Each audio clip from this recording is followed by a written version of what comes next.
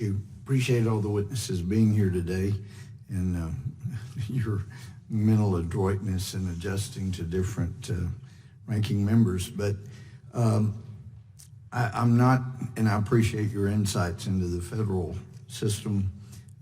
Extremely familiar with Texas state system. When I took a felony bench back January of '93, I was appalled to find that our commercial bailsmen had not had a bail forfeited in years. And so people didn't show up. We started forfeiting bonds. I think they thought that perhaps by donating to my campaign that they would be able to continue, but it'd be like an insurance company accepting premiums and never paying a claim. They got real good at, and I could see they were better than the county system for making sure that people showed up when they were supposed to, because now they had a very substantial financial interest. There are problems with some commercial bail bondsmen who do take advantage of the situation and try to get people to sign up, whether it's their homes, different things that should never be put at risk. So I had concerns about that, and we would try to make sure people knew who were, more ethical and moral. But I have been concerned too over, it seemed like 70s, early 80s in Texas, there was a huge concern about rights of offenders or alleged offenders, and crime rates had gone up, and then that pendulum swung hard the other way for a number of years. Crime rates have gone down, so since I've been in Congress, I've seen much more focus on offenders or alleged offenders' rights than a victim's rights. It didn't seem like race was an issue. It certainly wasn't for me. In bail, it was what kind of crime is alleged to have been committed, what are the risks to the public and specifically victims, and I'm concerned that we are getting away from concern about reoffenses. And it's interesting, Mr. Buskey, to hear you concerned about electronic monitoring. All through the 90s, I constantly was hearing, please let us use electronic monitoring.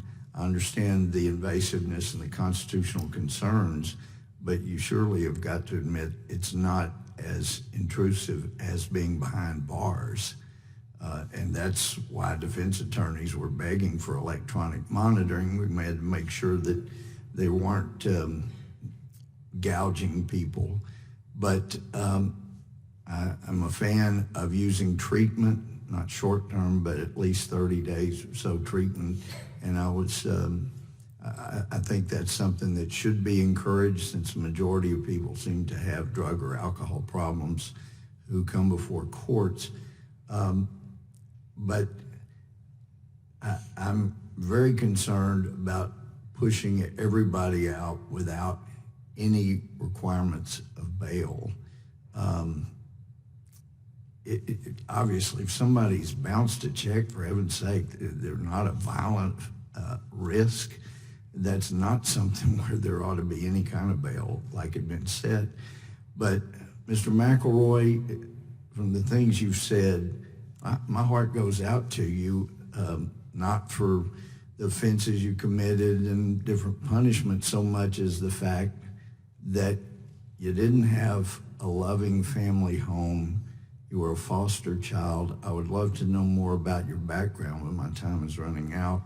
But I've encouraged, when we were in the majority, we should have hearings on what seems to have more to do with crime in America, and that is the breakdown of the family and every child knowing they were loved and cared about. I would love any submission, but especially from you, Mr. McElroy, from your perspective, if you could write a note and provide any insights you have to what would be helpful in that area. But we appreciate all your time. I wish we had more than 5 minutes. I wish I talked faster so I could use it more effectively. But this is a huge issue, and we appreciate everybody being here. Any comments that any of you would have from your perspective, I just do think we need some kind of bail program, but it doesn't need to be punishing people. It needs to be protecting public more than anything and encouraging treatment for those that need it. But welcome your insights. You've given us your testimony, but any thoughts, especially based on questions you've heard today, that could be submitted to the committee would be appreciated. Thank you very much.